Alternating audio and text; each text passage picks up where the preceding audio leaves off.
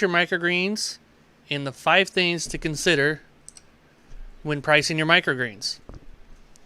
So number 1 is cost.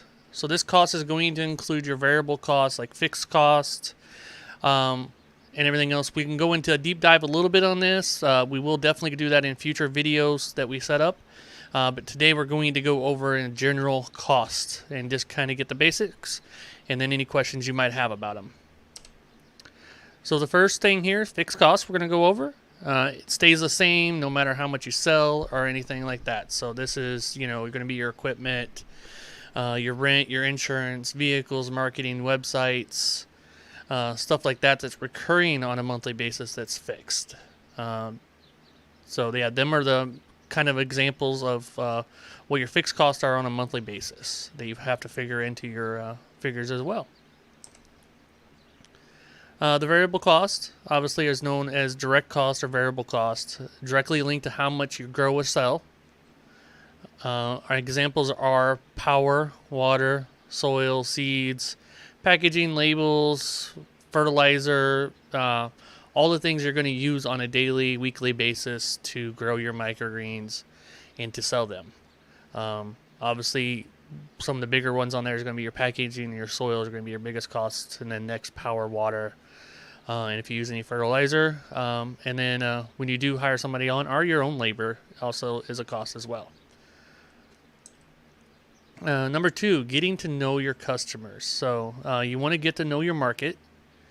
That's highly important to know your market, know your customers that are in your market. Are customers in your area looking for cheap prices or best value? That's one of the biggest factors. You gotta, if there's somebody else growing in your area and selling, what are they selling for? What are their prices? Are they dirt cheap? Can you compete with that? Are they high priced? Can you sell a little cheaper than them, or the same price and still make money? You got to know if you can make money at this, obviously. What are their thresholds, price points? How much are they comfortable with paying your customers? What's the threshold? What's the demographics? What's the income levels? Stuff like that you got to figure out of who's buying your products and what levels they're at and what they're comfortable paying on microgreens. Targeting the right markets. If you don't have a target, you don't have to target the entire general public. You don't have to throw a wide net. You're not looking for everybody in your city to buy your microgreens, although they are our potential customers, but you don't have to have every single one of them to buy to be a profitable business. Know your customers and go after them. So the ones that are really the buyers, the heavy users, that's what you want to target. So you've got to figure out what that is, and a lot of that is market research and within your advertisement, who's buying, stuff like that. There's ways to find that out. Again, we can go in a much deeper dive later videos of how to find your customers and market them. This again is just a general overview.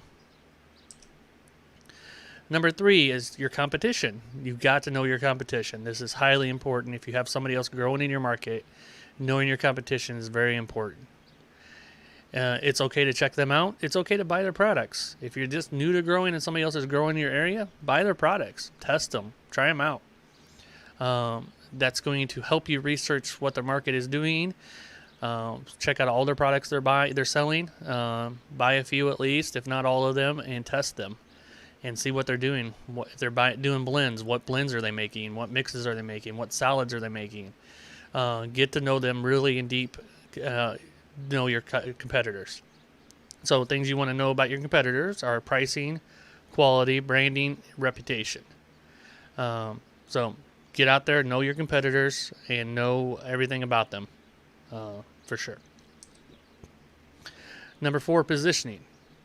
Where do you want to be compared to your competitors?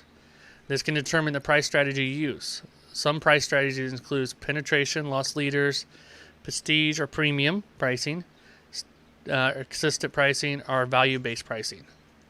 So these are kind of the things you got to know about your positioning. Where do you want to position yourself in the market, and decide how you want to compare to your competition. Do you want to be the premium microgreen grower? Do you want to be competing directly with them exactly at their price levels? So get to know them and know their positioning that you want to be in after you know your competitors. Get to know what strategy you want to work on, and then you can go forward. Here's a good chart of positioning, if you can see that up there. You got the high price area there, and all the way down to the low, kind of a quadrant thing here. Then you got the low quality, and then the high quality. And then kind of where do you want to be? Put your dot kind of where you want to be. Think about this, where you want to be. I don't recommend being on the left side of that at all.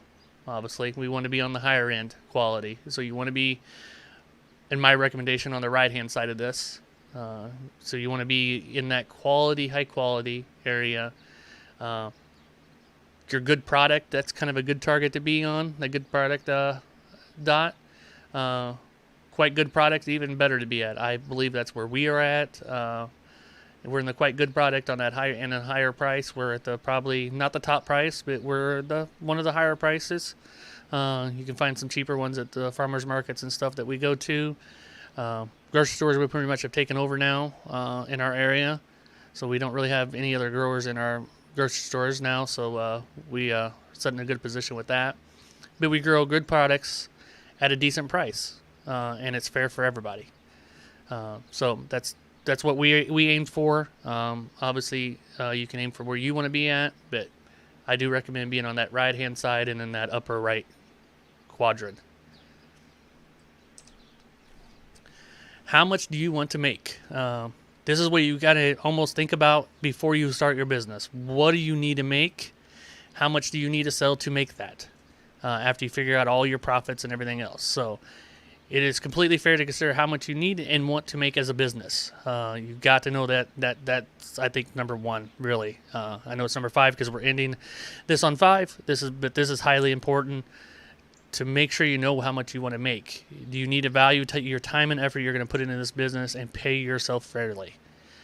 You don't have to be, multi-millionaire at this or anything, but you can pay yourself fairly for the work you're putting into. Now, you're going to put a lot of work in the beginning versus what you're going to make because you got to build the business. But once you start paying yourself, what do you want to make?